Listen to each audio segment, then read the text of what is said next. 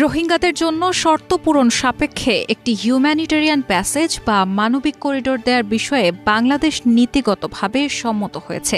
এই তথ্য প্রকাশের পর মানবিক করিডোর ইস্যুটি নিয়ে দেশে ব্যাপক আলোচনা ও বিতর্ক হচ্ছে। তবে যেহেতু মানবিক করিডোর নামটি এখনও অনেকের কাছেই নতুন, তাই নামটি শুনলে প্রশ্ন জাগে, মানবিক করিডোর আসলে কি?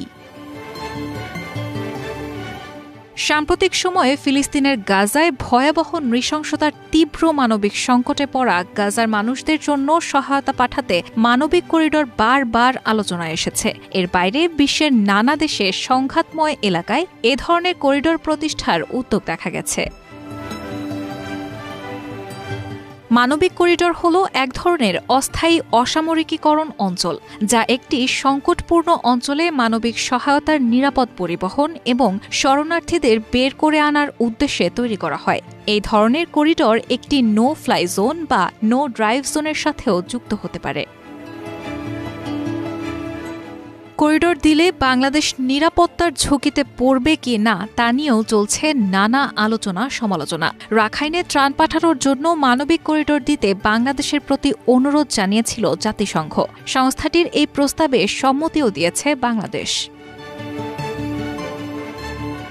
রোহিঙ্গাসহ অন্যান্য বিপন্ন জাতিগোষ্ঠীর জন্য মানবিক সহায়তা পাঠানোর জন্য বাংলাদেশের ভেতর দিয়ে যে একটি চ্যানেল বা করিডোর তৈরি করা হবে তার প্রথম ইঙ্গিত পাওয়া যায় গত ফেব্রুয়ারি মাসে।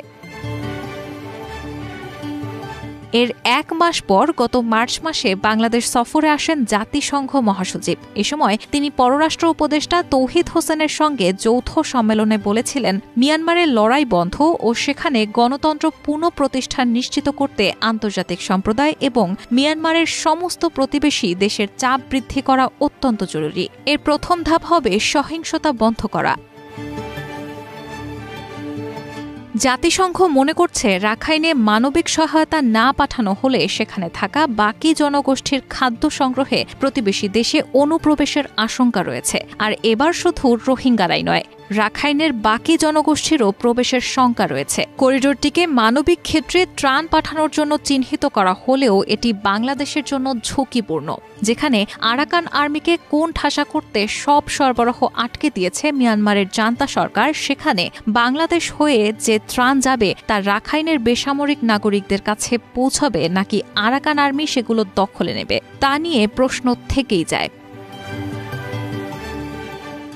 করিডোর ঘোষণা হলেও সেটি বাস্তবায়ন পুরোপুরি জাতিসংঘের উপর। মার্কিন প্রেসিডেন্ট ডোনাল্ড ট্রাম্প ক্ষমতায় আসার পর থেকেই যুক্তরাষ্ট্র বিভিন্ন মানবিক ও উন্নয়ন সহযোগিতায় বরাদ্দ কমিয়েছে। ফলে বাংলাদেশের রোহিঙ্গা ও অন্যান্য জাতিগোষ্ঠীর জন্য জাতিসংঘ পর্যাপ্ত তহবিল পাবে কি না সেটি বিরাট চিন্তার বিষয়। যদি পর্যাপ্ত বরাদ্দ না থাকে তাহলে করিডোর খুলেও কোনো লাভ হবে না।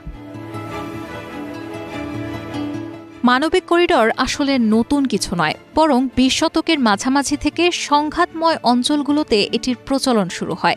নাৎসি নিয়ন্ত্রিত এলাকাগুলো থেকে ইহুদি শিশুদের যুক্তরাজ্যে সরিয়ে নেওয়া হয়েছিল ১৯৩৮-৩৯ সালে। নিরাপত্তা পরিষদের নেয়া প্রস্তাবের ভিত্তিতে বসনিয়ার সারায়েভোতে ১৯৯২ থেকে ৯৫ সালে এবং ২০১৮ সালে সিরিয়ার ঘৌতা থেকে বেসামরিক লোকজনকে সরিয়ে আনার জন্য মানবিক করিডোর প্রতিষ্ঠা করা হয়েছিল। ডেস্ক রিপোর্ট, প্রবাস খবর।